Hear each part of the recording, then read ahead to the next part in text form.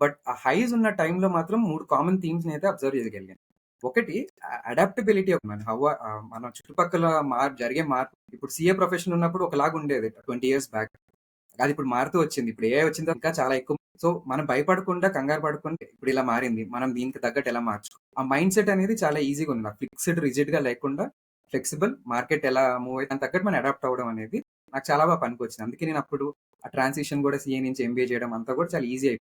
అదొకటి. ఫార్మ్ చేస్తున్నాం అనేది చాలా ఇంపార్టెంట్. ఇది ఒంటరి పోరాటం కాదు. లైఫ్‌లో పైకి ఎదగాలంటే మనకి తగ్గట్టు చాలా ప్రోత్సహించేలా మనం వాళ్ళకి బ బెనిఫిట్ అవ్వాలి. వాళ్ళు మనకి బెనిఫిట్ అవ్వాలి. చుట్టుపక్కల అంత టీమ్ ఫార్మ్ చేయాలి. హైర్ చేసుకున్నామంటే హైర్ చేసుకున్నామని కాదు. 50% ప్రాబ్లమ్ మంచి వాళ్ళని హైర్ చేస్తాం. కానీ ఆ మంచి వాళ్ళని హైర్ చేసుకొని వాళ్ళకి ఎలా పవర్స్ ఎలా కోచింగ్, ట్రైనింగ్ ఇచ్చి వాళ్ళని ఎలా పైకి తీసుకురావాలో ఆటోమేటిక్‌గా మనందరం పైకొస్తాం వాళ్ళు. అండ్ మూడోది నేను చూసింది కొంచెం కాంప్లెక్స్ కాన్సెప్ట్ అండి. ఏంటంటే అది ఫస్ట్ ప్రిన్సిపల్స్ థింకింగ్ అంట. ఏదో అందరూ ఇలాగే చేస్తున్నారు. వాళ్ళకి బాగా పనికొచ్చింది. మనం కూడా అలాగే చేద్దాం. బట్ వాళ్ళు చేసిన సర్కమ్‌స్టాన్సెస్, మనమున్న సర్కమ్‌స్టాన్సెస్ వేరు. మన స్కిల్ సెట్ వేరు. వేరే వాళ్ళ స్కిల్ సెట్స్ వేరు. అవన్నీ ఆలోచించి బట్ ఫస్ట్ ప్రిన్సిపల్స్ అనేవి అన్నిటికి కామన్ ఉంటాయి. బేసిక్స్ ఫౌండేషన్స్‌లోకి టఫ్ క్వెషన్స్ అడగాలి. ఏదో లీడర్ ఇలా చెప్పారు కదా! అని చెప్పి మనం చేసుకుంటూ ఎళ్ళిపోకుండా టఫ్ క్వెషన్స్ అడగాలి. అన్‌పాపులర్ ఒపీనియన్ వ్యతిరేకించినా గాని గట్టిగా నిలబడాలి. ప్రిన్సిపల్ థింకింగ్ అనేది చాలా ఇన్నేట్‌గా ఉంది. సో, అది నాకు బాగా ఫేవర్ అయింది కెరియర్.